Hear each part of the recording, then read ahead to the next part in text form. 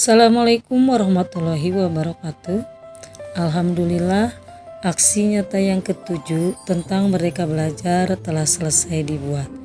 Maka tinggal menunggu hasil validasi. Apa saja pada Merdeka Belajar ini yang harus ditampilkan dalam aksi nyata?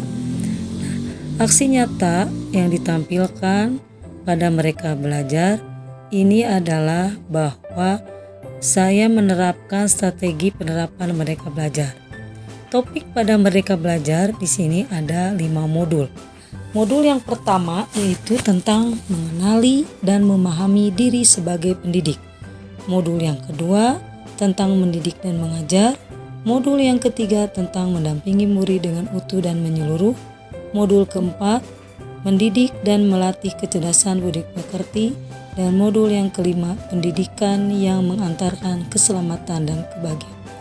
Tujuan dari pembelajaran Merdeka Belajar ini adalah bahwa Merdeka Belajar adalah salah satu upaya memerdekakan dalam berpikir dan berekspresi. Kemudian bahwa Merdeka Belajar ini dikembangkan dengan lebih fleksibel dan berfokus pada materi yang esensial. Maka strategi saya dalam penerapan Merdeka Belajar di sini ada 6. Pertama yang saya lakukan adalah menganalisis CP, kemudian membuat alur tujuan pembelajaran, kemudian yang ketiga membuat modul ajar berdiferensiasi, yang keempat melaksanakan pembelajaran berdiferensiasi, yang kelima membuat modul proyek, dan yang keenam adalah melaksanakan penguatan proyek profil pelajar Pancasila. Setelah saya melaksanakan strategi penerapan Merdeka Belajar, maka saya berbagi pemahaman Merdeka Belajar ini kepada rekan-rekan. Yang pertama, saya berbagi tentang pemahaman ATP dan CP, di mana penyelenggaranya adalah SMP Negeri 6 Garut dan bertempat di SMP Negeri 6 Garut. Waktunya adalah pada bulan Juli. Nah, di situ saya menjelaskan bagaimana cara menganalisis CP dan membuat alur tujuan pembelajaran.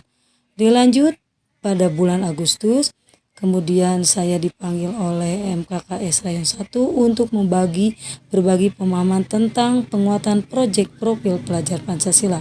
Nah, ini dilaksanakan pada bulan Agustus.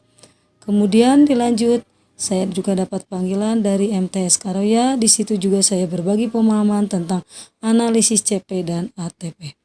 Kemudian berlanjut pada bulan November juga berbagi pemahaman tentang analisis CP dan ATP di MTS Al-Khairi Al-Hidayah. Nah, itulah pemahaman tentang strategi penerapan Merdeka Belajar dan berbagi dari hasil pemahaman saya kepada rekan-rekan teman sejawat yang lain. Kemudian dari aksi nyata ini juga saya memberikan umpan balik kepada rekan-rekan, di mana di situ di umpan balik saya memberikan pertanyaan, ada 3 pertanyaan. Yang pertama, bagaimana strategi yang saya sampaikan dalam penerapan Merdeka Belajar? Kemudian apakah strategi yang saya jelasin itu diterapkan juga di sekolah yang bersangkutan, dan bagaimana bagaimana strategi penerapan Merdeka Belajar. Nah, itulah aksi nyata pada Merdeka Belajar yang harus ditampilkan.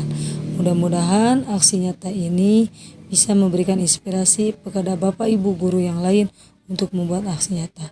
Demikianlah yang akan saya sampaikan. Wassalamualaikum warahmatullahi wabarakatuh.